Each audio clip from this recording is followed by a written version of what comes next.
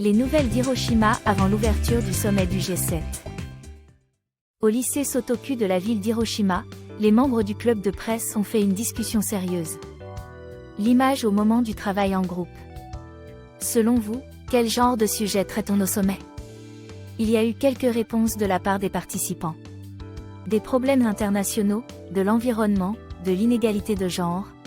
Le club de presse du lycée Sotoku a couvert divers domaines tels que la paix, les faits divers et le sport et a remporté le premier prix au concours de journalisme pour lycéens au Japon l'année dernière et l'année d'avant. Le club s'intéresse actuellement au sommet du G7 à Hiroshima. Un des membres principaux a commenté. Je suis content que le sommet ait lieu à Hiroshima. En tant que lycéen d'Hiroshima, ce qui est intéressant, c'est de couvrir cet événement sur ce sujet. On ne parle jamais de sommet avec les camarades de classe et je trouve que c'est problématique.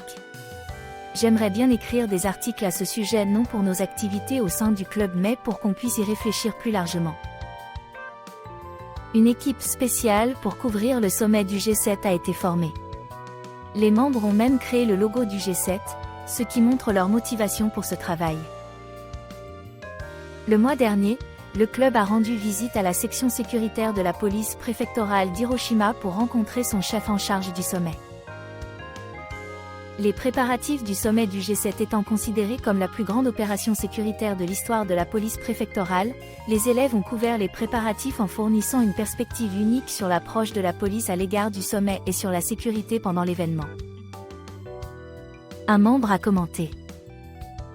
On m'a dit qu'ils s'acquittent de leurs tâches en pensant qu'ils doivent être des policiers 24 heures sur 24, et j'ai vraiment senti que c'était un travail qui leur demandait énormément d'efforts.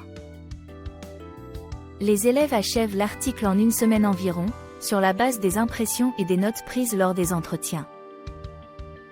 Le journal, qui a été distribué à tous les élèves le 1er mars, a fait l'objet d'une couverture minutieuse et d'innovation que seuls ces lycéens peuvent réaliser, notamment un article sur les boutons à manchettes portés par le chef Wei et une enquête de sensibilisation au sein de l'école. Les membres du club de presse ont été intégrés à un groupe de journalistes qui ont interviewé une personne affectée par la bombe atomique. Ils lui ont posé des questions pointues sur les espoirs qu'il place dans le G7. Un membre lui a demandé. Vous aviez dit dans plusieurs interviews qu'il y avait de l'espoir au milieu du désespoir au moment où vous aviez aperçu un ciel bleu après le bombardement. L'invasion actuelle de l'Ukraine est une situation quasi désespérante pour moi. Selon vous, y a-t-il un espoir?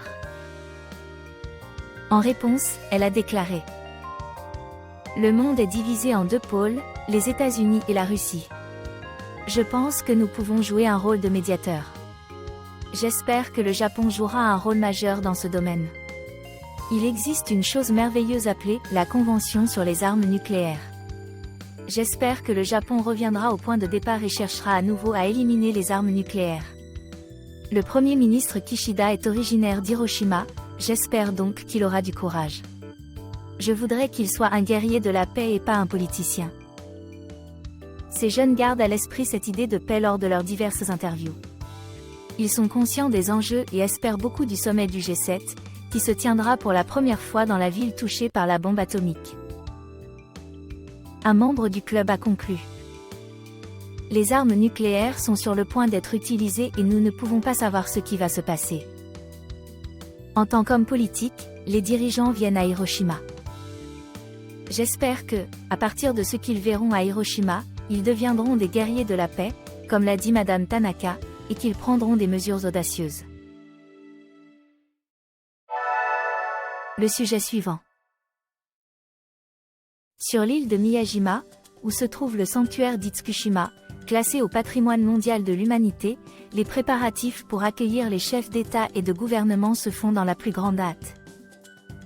Ce jour-là, les parapets à l'extrémité du pont de la cascade sous le temple d'Aishoin ont été repeints en vermillon brillant et éclairés par le soleil. Miyajima a été désigné comme l'un des sites candidats à la visite des chefs d'État et de gouvernement pour le sommet du G7 à Hiroshima, ce qui rend possible des événements officiels et des déplacements dans l'île. La section de maintenance de la ville de Hatsukeshi a poursuivi les travaux de réparation des installations vieillissantes depuis janvier dernier. Le peintre a commenté. Cette couleur vermillon sera d'autant plus belle que le sommet aura lieu au mois de mai, la saison du reverdissement. Les préparatifs du sommet sont en cours partout dans la préfecture.